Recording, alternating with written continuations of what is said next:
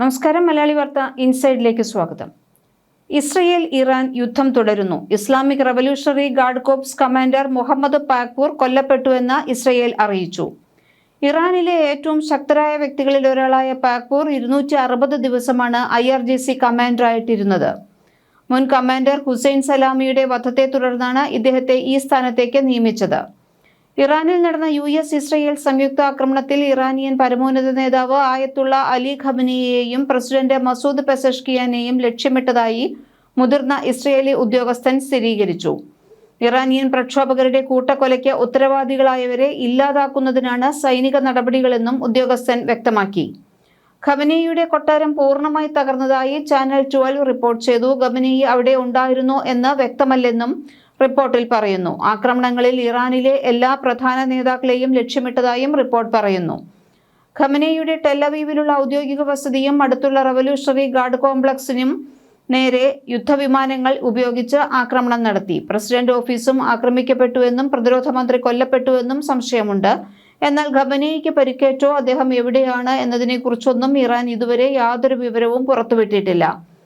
വടക്ക് പടിഞ്ഞാറൻ ഇറാനിൽ ഇസ്രയേൽ ആക്രമണം ശക്തമാക്കിയിട്ടുണ്ട്. ആദ്യഘട്ട മിസൈൽ ആക്രമണങ്ങൾ ഖമനിയുടെ ഓഫീസിനു സമീപമാണ് നടന്നതെന്നാണ് റിപ്പോർട്ടുകൾ.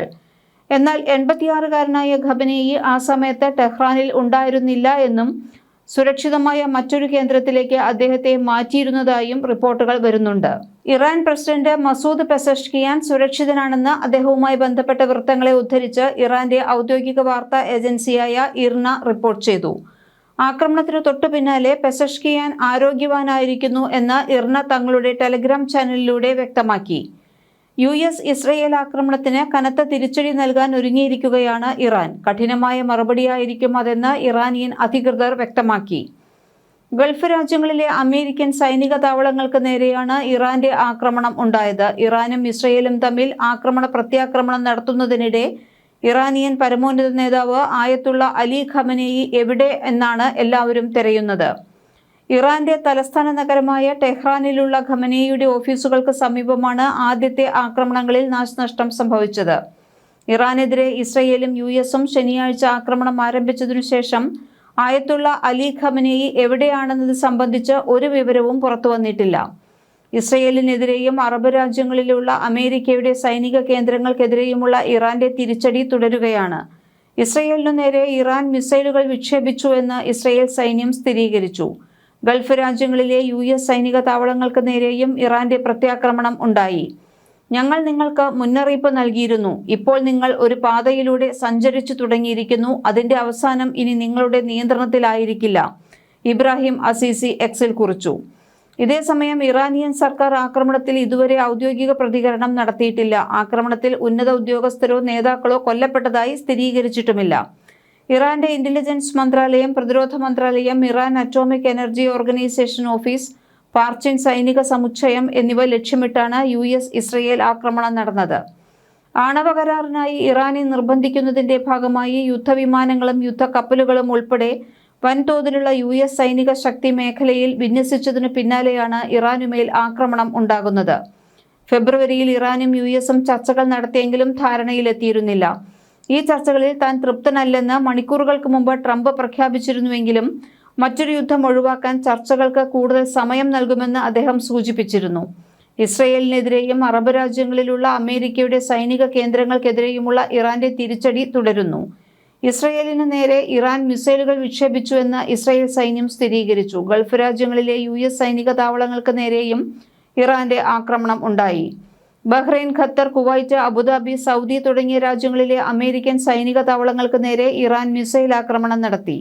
അബുദാബിയിൽ ഇറാന്റെ മിസൈൽ ആക്രമണത്തിനിടെ ഒരാൾ കൊല്ലപ്പെട്ടതായി UAE ഔദ്യോഗിക വാർത്താ ഏജൻസി റിപ്പോർട്ട് ചെയ്തു.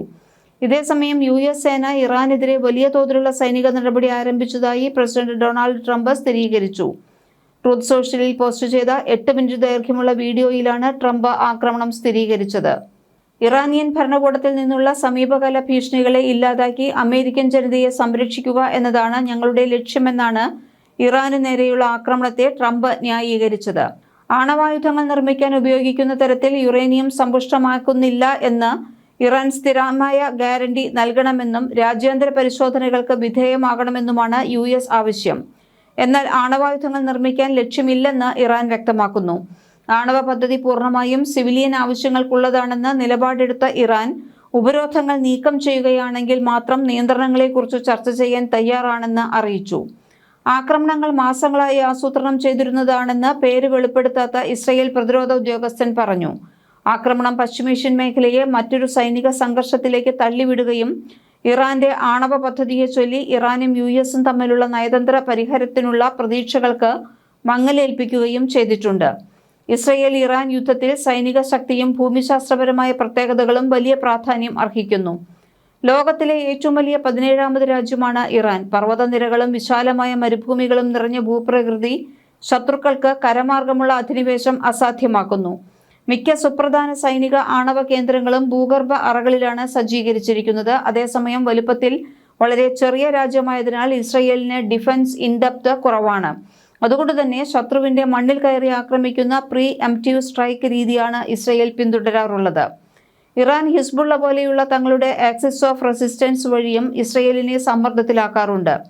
മിസൈൽ സാങ്കേതികവിദ്യയിൽ ഇറാൻ മുൻപന്തിയിലാണ്. 2000 കിലോമീറ്ററിലധികം ദൂരപരിധിയുള്ള ഖൈബർ, സെജ്ജിൽ എന്നീ ബാലിസ്റ്റിക് മിസൈലുകൾ ഇസ്രയേലിലെ ഏത് നഗരത്തെയും ലക്ഷ്യം വയ്ക്കാൻ ശേഷിയുള്ളവയാണ്.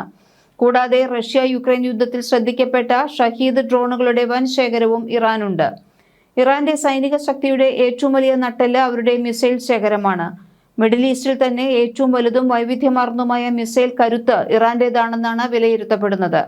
ഇറാൻ തങ്ങളുടെ മിസൈലുകൾ സൂക്ഷിച്ചിരിക്കുന്നത് മിസൈൽ സിറ്റികൾ എന്നറിയപ്പെടുന്ന ഭൂഗർഭ അറകളിലാണ്. പർവ്വതങ്ങൾ തുരന്ന് നിർമ്മിച്ച ഈ അറകൾ ആധുനിക ബോംബുകളെ പോലും പ്രതിരോധിക്കാൻ ശേഷിയുള്ളതാണ്. ഇത് ശത്രുരാജ്യങ്ങൾക്ക് ഇറാന്റെ മിസൈൽ കരുത്ത് ആദ്യഘട്ടത്തിൽ തന്നെ നശിപ്പിക്കുന്നത് അസാധ്യമാക്കുന്നു. ഇതേസമയം ലോകത്തെ ഏറ്റവും മികച്ച മിസൈൽ പ്രതിരോധ സംവിധാനമായ അയൺ ഡോം, ദീർഘദൂര മിസൈലുകളെ തകർക്കുന്ന ആരോ എന്നിവ ഇസ്രയേലിന് സുരക്ഷയൊരുക്കുന്നുണ്ട്. വ്യോമശക്തിയും സാങ്കേതിക വിദ്യയും നോക്കുകയാണെങ്കിൽ അത്യാധുനിക F-35 സ്റ്റെൽത്ത് വിമാനങ്ങളാണ് ഇസ്രയേലിനുള്ളത്. റഡാറുകളുടെ കണ്ണിൽപ്പെടാതെ ഇറാനിലെത്തി ആക്രമണം നടത്താൻ ഇവയ്ക്ക് സാധിക്കും. ഇറാന്റെ വ്യോമസേന പഴയ വിമാനങ്ങളെയാണ് ആശ്രയിക്കുന്നത്. എന്നാൽ ഇത് പരിഹരിക്കാൻ അവർ തദ്ദേശീയമായി നിർമ്മിച്ച ഡ്രോണുകളെയും മിസൈലുകളെയും സ്വാം സാങ്കേതിക വിദ്യയിലൂടെ ഉപയോഗിക്കുന്നു. ഇനി ആണവ ശക്തിയുടെ കാര്യമാണെങ്കിൽ ഇറാൻ ഔദ്യോഗികമായി ഒരു ആണവ ആയുധ രാഷ്ട്രമല്ലെങ്കിലും യുറേനിയം സമ്പുഷ്ടീകരണത്തിലൂടെ അവർ ലക്ഷ്യത്തിനടുത്തെത്താറായി എന്ന് ഇസ്രയേൽ ആരോപിക്കുന്നു. അതേസമയം ഇസ്രയേൽ തങ്ങളുടെ ആണവശേഷിയെക്കുറിച്ച് പരസ്യമായി പ്രതികരിക്കാറില്ലെങ്കിലും അവർക്ക് ഏകദേശം 90ഓളം ആണവ പോർമുനകൾ ഉണ്ടെന്നാണ് രാജ്യാന്തര ഏജൻസികൾ വിലയിരുത്തുന്നത്. പരമ്പരാഗത ആയുധങ്ങളെക്കാൾ ഉപരിയായി ഇരു രാജ്യങ്ങളും സൈബർ രംഗത്തും വലിയ പോരാട്ടം നടത്തുന്നു. ലോകത്തെ ഏറ്റവും മികച്ച സൈബർ സുരക്ഷാ ആക്രമണശേഷിയുള്ള രാജ്യങ്ങളിൽ ഒന്നാണ് ഇസ്രയേൽ. ഇറാന്റെ ആണവ നിലയങ്ങളിലെ സെൻട്രിഫ്യൂജുകളെ തകർത്ത സ്റ്റക്സ്നൈറ്റ് വൈറസ് ഇതിനൊരു ഉദാഹരണമാണ്. ഇതേസമയം ഇറാൻ തങ്ങളുടെ സൈബർ ശേഷി ഗണ്യമായി വർദ്ധിപ്പിച്ചിട്ടുണ്ട്. ഇസ്രയേലിന്റെ ജലവിതരണ ശൃംഖലകൾ, ബാങ്കിംഗ് സേവനങ്ങൾ എന്നിവ ലക്ഷ്യമിട്ട് പലപ്പോഴും സൈബർ ആക്രമണങ്ങൾ നടത്താറുണ്ട്. ഏതാണ്ട് തുല്യ ശക്തികൾ തമ്മിൽ നടത്തുന്ന ഈ ബലാബലത്തിൽ ആര് ജയിക്കും ആര് തോൽക്കുമെന്നത് പ്രവചനാതീതം തന്നെ. അതുകൊണ്ട് തന്നെ പശ്ചിമേഷ്യ എന്ന് വീണ്ടും സമാധാനത്തിലേക്ക് എത്തുമെന്ന ആശങ്കയിലാണ് ലോകരാജ്യങ്ങൾ. മലയാളി വാർത്ത ഇൻസൈറ്റ്.